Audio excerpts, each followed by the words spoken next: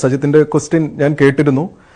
തീർച്ചയായിട്ടും എനിക്ക് തോന്നുന്നത്, ഞാനിപ്പോൾ എനിക്ക് മുന്നേ സംസാരിച്ച ചാർട്ടേഡ് അക്കൗണ്ടന്റ് പറഞ്ഞതിനോട് ഞാൻ യോജിക്കുന്നുണ്ട്.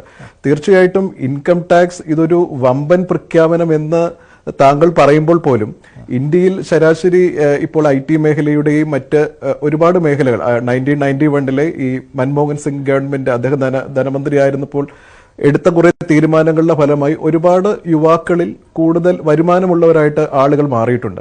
അതുകൊണ്ട് തന്നെ 12 ലക്ഷത്തിനപ്പുറം വേണമെങ്കിൽ 15 ലക്ഷത്തിലേക്ക് ഇത് മാറ്റിയാൽ പോലും അതിൽ അത്ഭുതപ്പെടാനൊന്നുമില്ല. കാരണം ഒരുപാട് ആളുകൾ ആ സാലറി വാങ്ങുന്ന പ്രത്യേകിച്ച് മിഡിൽ ക്ലാസ് ആളുകൾ ഇവിടെയുണ്ട്. പക്ഷേ ഈ ടാക്സിന്റെ കാര്യത്തിൽ ഇദ്ദേഹം പറഞ്ഞ പോലെ 2 റിജിംസ് ഉണ്ട്. അത് നമുക്ക് മനസ്സിലാക്കുന്ന, ഒന്ന് ഡിഡക്ഷൻ കിട്ടുന്നതും, ഒന്ന് പുതിയ സ്കീമിലാണെങ്കിൽ നമ്മൾക്ക് ഈ 12 ലക്ഷം വരെ നമുക്ക് എടുക്കാം. എന്റെ ഒരു പേഴ്സണൽ എക്സ്പീരിയൻസ് വെച്ചും ഞാൻ മനസ്സിലാക്കുന്ന, എന്റെ സുഹൃത്തുക്കളുമായിട്ട് ഉള്ള ആളുകളെയും നോക്കുമ്പോൾ ഞാൻ മനസ്സിലാക്കുന്നത്, ഈ ഇൻഷുറൻസ്, നോർമൽ ഇൻഷുറൻസിൽ നിന്ന് ആളുകൾക്ക് പ്രത്യേകിച്ച് യുവാക്കളിൽ ഒരു അകൽച്ച ഉണ്ട് ഇപ്പോൾ ലൈഫ് ഇൻഷുറൻസിൽ. അതിനു പകരം ഈ പറയുന്ന മ്യൂച്വൽ ഫണ്ട് അല്ലെങ്കിൽ ഈ സ്റ്റോക്ക് മാർക്കറ്റ് റിലേറ്റഡ് ഇൻവെസ്റ്റ്മെന്റിൽ കുറച്ചുകൂടി ആളുകൾ ഇൻവെസ്റ്റ് ചെയ്യുന്നുണ്ട്. 2 ആരോഗ്യ ഇൻഷുറൻസ് ആണ് ഇപ്പോൾ ഒരുപാട് ആളുകൾ, പ്രത്യേകിച്ച് നമുക്കറിയാം കോവിഡിനെല്ലാം ശേഷം നമുക്ക് തന്നെ ആരോഗ്യ രംഗത്ത് എത്രയേറെ പണമാണ് നമ്മൾ ചെലവഴിക്കേണ്ടി വരുന്നത് എന്ന് നമുക്കറിയാം. അതുകൊണ്ട് തന്നെ ആരോഗ്യ ഇൻഷുറൻസ് മേഖലയിലും ഈ സാലറീഡ് ആയിട്ടുള്ള ആളുകൾ, ചിലർക്ക് കമ്പനി കൊടുക്കുന്ന ഇൻഷുറൻസ് ഉണ്ട്, അതിനപ്പുറം അവരുടെ ഫാമിലി അല്ലെങ്കിൽ അവരുടെ പേരൻസ്, ഇപ്പോൾ 60 വയസ്സിന് മുകളിലുള്ളവർക്കൊക്കെ അവരുടെ ആരോഗ്യ ഇൻഷുറൻസ് കുറച്ചുകൂടി ഉദാരമാക്കുന്ന വ്യവസ്ഥകൾ കഴിഞ്ഞ ദിവസങ്ങളിൽ പ്രഖ്യാപിച്ചിട്ടുണ്ട്. അപ്പോൾ ആ രീതിയിൽ ആ മേഖല കുറച്ച് വളരുന്നുണ്ട്. തീർച്ചയായിട്ടും അടുത്ത വർഷങ്ങളിൽ അതിലൊരു വലിയ ബൂം ഉണ്ടാകുമെന്നാണ് ഞാൻ വിശ്വസിക്കുന്നത്. കാരണം ഞാനുമായിട്ട് അടുത്തുള്ള ആളുകളെല്ലാം അതിൽ ഇൻവെസ്റ്റ് ചെയ്യുന്നത് ഞാൻ കാണുന്നുണ്ട്.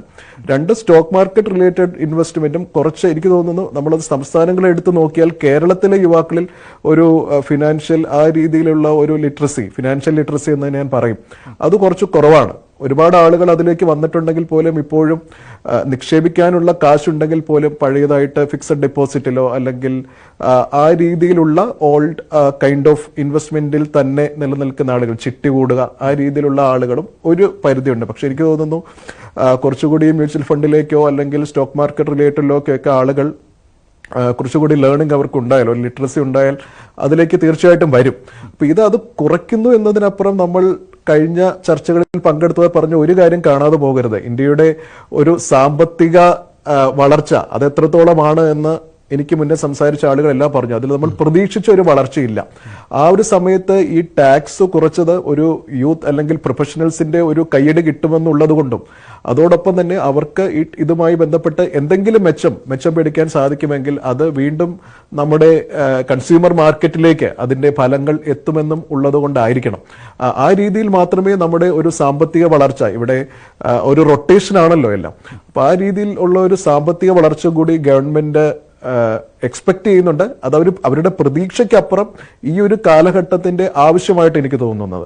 പ്രത്യേകിച്ച് ഈ ടാക്സ് ഒഴിവാക്കി ഉള്ള മറ്റു കുറെ തീരുമാനങ്ങളുണ്ട്. ഇപ്പോൾ ഈ സ്മോൾ സ്കെയിൽ ഇൻഡസ്ട്രീസ് ആയാലും മറ്റേ AI റിലേറ്റഡ് ആയാലും ഈ സ്റ്റാർട്ടപ്പുമായി ബന്ധപ്പെട്ട് അല്ലെങ്കിൽ അഗ്രികൾച്ചറുമായിട്ട് ബന്ധപ്പെട്ട് ഇതെല്ലാം നിങ്ങൾ നോക്കുമ്പോൾ ഒരു കാര്യം ശ്രദ്ധിക്കണം. കഴിഞ്ഞ ഗവൺമെന്റിന്റെ ബഡ്ജറ്റുകളിൽ നിന്ന് വളരെയേറെ വ്യത്യസ്തമായിട്ടുള്ള തീരുമാനങ്ങളൊന്നുമില്ല. ചില പഴയ സ്കീമുകളിൽ കൂടുതൽ പണം അനുവദിക്കുന്നു, അല്ലെങ്കിൽ മാറ്റി നിർത്താൻ പറ്റാത്ത AI പോലെയുള്ള കാര്യങ്ങൾ അത് ആ പേരുകൂടി എടുത്തു പറഞ്ഞ് അതിനൊരു പ്രത്യേക ബഡ്ജറ്റ് അലോക്കേഷൻ വരുന്നു. അതിനപ്പുറം ഈ ഒരു കാലഘട്ടത്തിന്റെ ബഡ്ജറ്റ് എന്ന് ഞാൻ പറയും. അതിനപ്പുറം എത്രമാത്രം ഇത് ഭാവിയെ കണ്ടുള്ള ബഡ്ജറ്റാണ് എന്ന് ചോദിച്ചാൽ ഇതിന് കുറച്ചുകൂടി വ്യക്തത വരേണ്ടതായിട്ടുണ്ട് എന്നാണ് എന്റെ അഭിപ്രായം. പ്രത്യേകിച്ച് ലോകം മുഴുവൻ സംസാരിക്കുന്നത് ഭാവിയെക്കുറിച്ചാണ്. നമ്മളപ്പോൾ നിൽക്കേണ്ടത് ഈ ഒരു കാലഘട്ടത്തിലല്ല എന്നാണ് എനിക്ക് തോന്നിയത്. അതാണ് ഒരു ആശങ്ക. അതിനപ്പുറം ഇൻവെസ്റ്റ്മെന്റ് ഒരു ഇതിലൂടെ ഒരു വലിയ കുറവുണ്ടാകുമെന്ന് ഞാൻ പ്രതീക്ഷിക്കുന്നില്ല. ചില പാരമ്പര്യ ഇൻവെസ്റ്റ്മെന്റുകളിൽ, നമ്മൾ നടത്തുന്ന ഇൻവെസ്റ്റ്മെന്റുകളിൽ ഒരു മാറ്റം അടുത്ത വർഷങ്ങളിൽ ഉണ്ടാകും. അത് ഈ ഒരു ടാക്സ് കുറയ്ക്കുന്നതുകൊണ്ട് മാത്രമല്ല, ആളുകൾ പ്രത്യേകിച്ച് കൂടുതൽ കയ്യിൽ കാശ് കിട്ടുമ്പോൾ അത് സ്പെൻഡിങ് എന്നത് കോവിഡിന് ശേഷം പ്രത്യേകിച്ച് എംപ്ലോയീസിൽ, IT എംപ്ലോയീസിലാണെങ്കിലും മറ്റ് പ്രൊഫഷണൽസിലും എല്ലാം കൂടിയിട്ടുണ്ട്. പക്ഷേ സ്പെൻഡിങ് എന്നത് എക്കണോമിയിലേക്ക് തന്നെ, നമ്മുടെ മാർക്കറ്റിലേക്ക് തന്നെയാണ് വരുന്നത്. ഇപ്പൊ കൂടുതൽ പൈസ യാത്രകൾക്ക് ഉപയോഗിക്കുന്നുണ്ട്, അല്ലെങ്കിൽ വലിയ പ്രോഗ്രാമുകൾ, കേരളത്തിൽ ഉൾപ്പെടെ വലിയ മ്യൂസിക് ഇവന്റ്സ് ഒക്കെ നടത്തുമ്പോൾ ഞാൻ ഉൾപ്പെടെ പോകുന്ന ആളാണ്. അതിലൊക്കെ വലിയ പൈസ കൊടുത്ത് കാണാൻ ഇവിടെ ആളുകളുണ്ട്. അപ്പൊ ഇതെല്ലാം പക്ഷേ ഒരു റൊട്ടേഷനിൽ കൂടി നമ്മുടെ മാർക്കറ്റിൽ തന്നെയാണ് അത് വരുന്നത്. പക്ഷേ നമ്മൾ ഭാവിയിലേക്ക് ഈ ഒരു ഇൻഫ്ലേഷൻ റേറ്റ് ഭയങ്കര കൂടി നിൽക്കുന്ന ഒരു കാലഘട്ടത്ത് ഇൻവെസ്റ്റ്മെന്റ് എന്നുള്ളത് പ്രോത്സാഹിപ്പിച്ചില്ലെങ്കിൽ നാളെ നമുക്ക് ഒരു വ്യക്തി രീതിയിൽ നോക്കിയാൽ, ഒരു വ്യക്തിയെ കേന്ദ്രീകരിച്ച് നോക്കിയാൽ നാളെ നമുക്കിവിടെ പിടിച്ചു നിൽക്കാൻ സാധിക്കുമോ എന്നുള്ളത് ഒരു സംശയമായി തന്നെ കാണേണ്ടി വരും. അതുകൊണ്ട് ഞാൻ ഈ ഒരു സമയത്ത് ആവശ്യപ്പെടുന്നത്, ഞാൻ തന്നെ ഉൾപ്പെടുന്ന സമൂഹത്തോട് ആവശ്യപ്പെടുന്നത്, തീർച്ചയായിട്ടും നമ്മൾ അതിനെക്കുറിച്ച് ചിന്തിക്കേണ്ട ഒരു കാലഘട്ടമാണ്.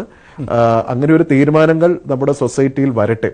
എനിക്ക് ഒരു കാര്യം ഇതിനോട് ചേർത്ത് പറയാൻ അവസരം തന്നെ, ഞാൻ ഈ സമയത്ത് ഞാൻ ഈ ചാനലിൽ ഉൾപ്പെടെ പല ഈ അന്ന സെബാസ്റ്റിന്റെ ഞങ്ങൾ ഉൾപ്പെടുന്ന സമൂഹത്തിന്റെ ഒരു കുട്ടിയായിരുന്നു അവർ. അപ്പോൾ വർക്ക് സ്ട്രെസ്, അതുമായി ബന്ധപ്പെട്ട് ഒരുപാട് ചർച്ചകൾ നമ്മൾ ഈ ചാനലിൽ കൂടിയും പൊതുസമൂഹവും നടത്തി. അപ്പൊ അതുമായും എല്ലാം ബന്ധപ്പെട്ട് ഈ കോർപ്പറേറ്റ് കൾച്ചറിലുള്ള ഒരു മാറ്റം, അല്ലെങ്കിൽ ലേബർ ലോസ്, അതുമായി ബന്ധപ്പെട്ട് ഒരു മാറ്റം എക്സ്പെക്ട് ചെയ്തിരുന്നു. നമ്മൾ അത് മറക്കുന്നത് ശരിയല്ല. ആ ഒരു കുട്ടിയെ, ഞാൻ ഉൾപ്പെടുന്ന സമൂഹത്തിന്റെ ഒരു കുട്ടിയെ ഞാൻ ഈ സമയം ഓർക്കുകയാണ്. വളരെ നന്ദി. എന്തായാലും എൽദോ ചിറക്കച്ചാലിൽ പ്രതികരിച്ചതിന് അത് വളരെ കൃത്യമായ അഭിപ്രായം കൂടിയായി മാറുകയാണ്.